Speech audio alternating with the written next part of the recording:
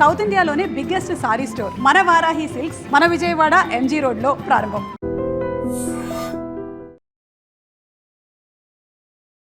ఆస్ట్రేలియాలోని సిడ్నీ నగరంలో బాండీ బీచ్లో జరిగిన అల్లకల్లోల పరిస్థితులు తెలిసిందే.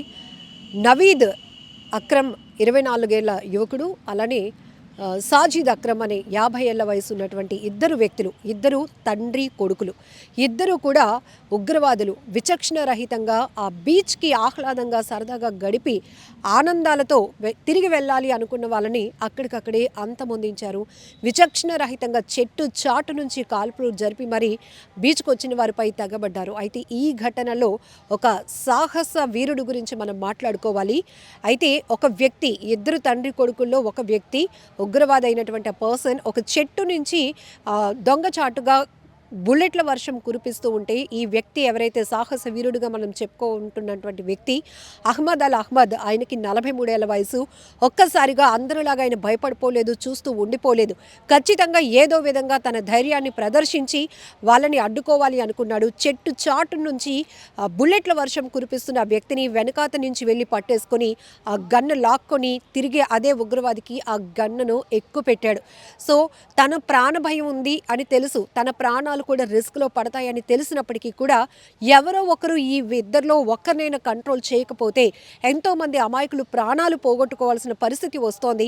ఈ విధ్వంసాన్ని ఎలాగైనా ఆపాలి, ఈ ఉగ్రవాద చర్యను ఆపాలి అని చెప్పేసి వెంటనే ఆయన తీసుకున్నటువంటి ఆ డెసిషన్ వల్ల నేరుగా అక్కడ చెట్టు చాటును ఉన్నటువంటి ఆ వ్యక్తి దగ్గరికి వెళ్ళి అతని దగ్గర నుంచి గన్ లాక్కొని తిరిగి అదే ఉగ్రవాదికి ఆ గన్ ఎక్కుపెట్టాడు.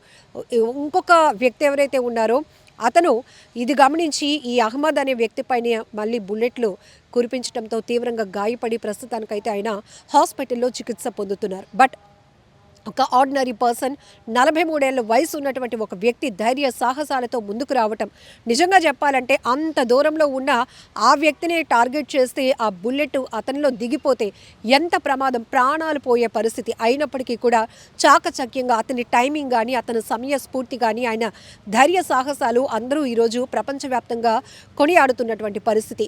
ఇక్కడ ఎవరైతే ఈ నవీద్ అక్రమ్ 23 ఏళ్ల వయసు ఉన్నటువంటి వ్యక్తి, మరొక వైపు సాజిద్ అక్రమ్ అని 50 ఏళ్ల వయసు ఉన్నటువంటి వ్యక్తి, ఇద్దరు తండ్రి కొడుకులు, ఇద్దరు కూడా ఒక్కసారిగా విచక్షణ రహితంగా కాల్పులు జరిపి బీభత్సకరమైన వాతావరణాన్ని సృష్టించారు. అంతలోనే సౌత్ న్యూ వేల్స్ పోలీసులు వీళ్ళిద్దరూ పాకిస్తాన్కు చెందిన వాళ్ళుగా కూడా గుర్తించడం జరిగింది.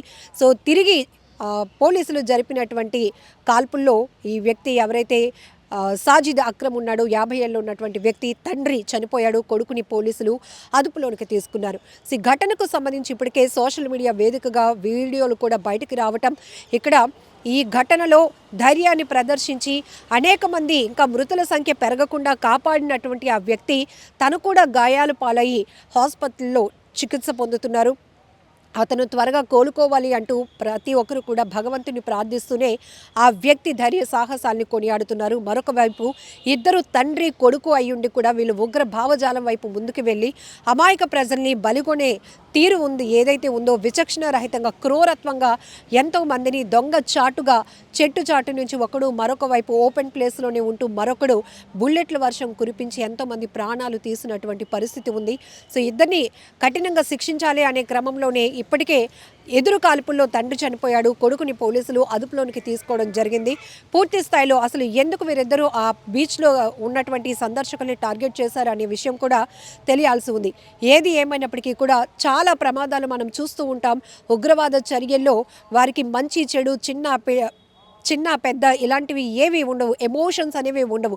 వాళ్ళ టార్గెట్ అంతా ఏంటంటే ఒక భారీ నష్టాన్ని చేయాలి ఆ ప్రాంతంలో కానీ, ఆ దేశంకి కానీ, ఆ పోలీసు వ్యవస్థకు ఒక సవాల్ విసిరాలి అనే కాన్సెప్ట్తోనే వస్తారు. కాబట్టి ఎమోషన్స్ ఏవి లేకుండానే విచ్చలవిడిగా చేతిలో ఉన్న గన్లతో, బాంబులతో పేట్రేగిపోతూ ఉంటారు, క్రూరత్వాన్ని ప్రదర్శిస్తూ ఉంటారు, అమాయకుల ప్రాణాలు బలి తీసుకుంటూ ఉంటారు. ఇలాంటివి మనం పెహల్గామ్ దాడిలో కూడా చూసాం. ఇప్పుడు ఆస్ట్రేలియా సిడ్నీలో బాండీ బీచ్లో జరిగినటువంటి ఉగ్రవాద చర్య వల్ల కూడా ఒక్కసారిగా అందరూ వణికిపోయినటువంటి పరిస్థితి. ఇమీడియట్గా అక్కడికి చేరుకున్నటువంటి పోలీసులు ఒకవైపు వాళ్ళని టార్గెట్ చేస్తూ కాల్పులు జరపడమే కాకుండా మరొక వైపు అప్పటికే ఈ కాల్పులలో మృతి చెందిన వారిని, గాయపడిన వారిని హుటాహుటిన రెస్క్యూ చేసి హాస్పిటల్కు తరలించేటటువంటి ఆపరేషన్ కూడా కొనసాగింది. ఏది ఏమైనప్పటికీ కూడా ఇలాంటి ఘటనలో ఖచ్చితంగా ఒక రియల్ హీరో అనే వాళ్ళు ముందుంటారు. అందులో చెప్పాలంటే 43 ఏళ్ల వయసులో ఒక రియల్ హీరో ముందుకొచ్చాడు.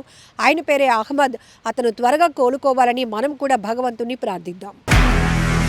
నిజంగా ప్రస్తుతం ఉన్నటువంటి సమాజం దేనికి ప్రయారిటీ ఇస్తుంది?